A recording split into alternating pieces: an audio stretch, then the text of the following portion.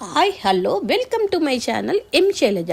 ఈరోజు నేను కల్కి సినిమా 2898 రివ్యూ ఇస్తున్నా అండి.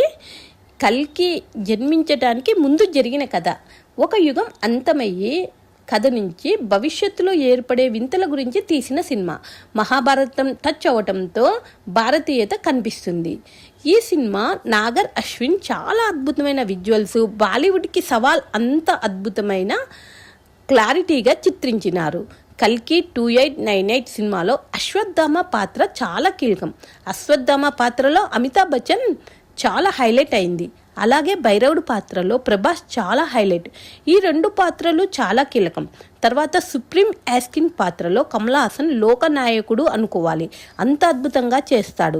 4వ పాత్రలో దీపికా పదుకోన్ సుమతి పాత్రలో కనిపిస్తుంది. ఈ సినిమా ఫస్ట్ మహాభారతం ఎండింగ్ నుంచి స్టార్ట్ అయ్యి కలియుగంలో కల్కి అనేవాడు జన్మిస్తాడు, అరాచకాలకు పాల్పడతాడు. ఆ సమయంలో నీవు అండగా ఉండాలి అని, అప్పుడు నీకు శామవిమోచనం, నీ మణి కూడా నీకు దక్కుతుంది అని శ్రీకృష్ణ భగవానుడు అశ్వత్థామకు చెప్తాడు.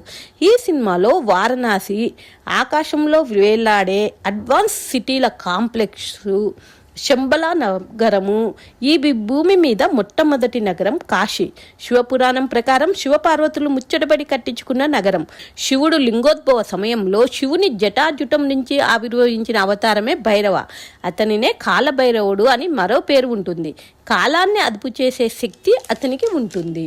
యుగాలు మారినా, ప్రళయాలు వచ్చినా చివరికి మిగిలి ఉండే నగరం, ఏకైక నగరం కాశీపట్టణం.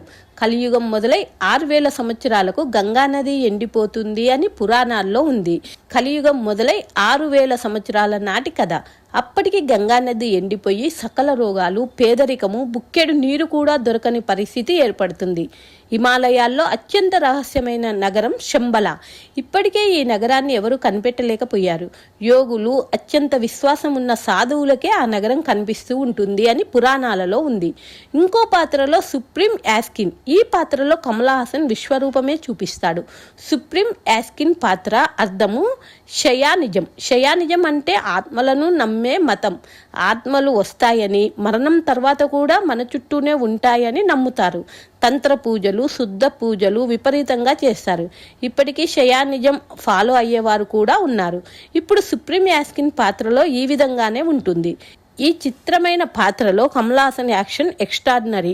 మనకి సినిమాలో తాంత్రిక చక్రాన్ని చూపిస్తారు, అదే మణిపూరక చక్రం. ఈ మణిపూరక చక్రాన్ని ఆధీనంలో ఉంచుకుంటూ అతీత శక్తులకు మనకు వస్తాయని అంటారు. మన శరీరంలో ఉండే 72 నాడులు మణిపూరక చక్రం మీదే ఆధారపడి ఉంటాయి. కల్కి సినిమా కలెక్షన్ల గురించి తెలుసుకుందామా? ఫస్ట్ డే 220 కోట్లతో సెకండ్ ప్లేస్లో, టాలీవుడ్లో $2 మిలియన్ల, టోటల్గా 1500 కోట్ల బడ్జెట్ వస్తుందని అంచనా. ఈ సినిమా కొద్దిగా హిస్టారికల్ కలిసి ఉంటుంది. ప్రతి ఒక్కరూ ఫ్యామిలీతో కలిసి చూడండి. ఇలాంటి విజువల్స్, గ్రాఫిక్స్, 3D చాలా బాగున్నాయి. కాంప్లెక్స్లో ఉన్న బ్రైట్ కలర్స్, బ్యాక్గ్రౌండ్ ఎఫెక్ట్ని అంతగా కనిపించలేదు. ఫస్ట్ హాఫ్ గొప్పగా లేదు, సెకండ్ హాఫ్ ఫిల్మ్ టోన్ మారుతుంది. అద్భుతమైన విజువల్స్ పూర్తి స్థాయిలో కాకపోయినా ఒక మేరకు అంచనాలకు అందుతాయి. సగం సినిమా వరకు ఊహించిన స్థాయిలో లేదు. ఈ స్మాల్ ప్రాబ్లమ్స్ పక్కకు పెడితే కల్కి చాలా గొప్ప సినిమా, ప్రతి ఒక్కరూ చూడవలసిన సినిమా. చూశారుగా అండి కల్కి సినిమా రివ్యూ. అసలు అశ్వత్థామ ఎవరు అన్న విషయంతో నెక్స్ట్ వీడియోతో మీ ముందుకు వస్తానండి. ఇట్లు మీ మా Shailaja Masetti. Thank you for watching. Bye.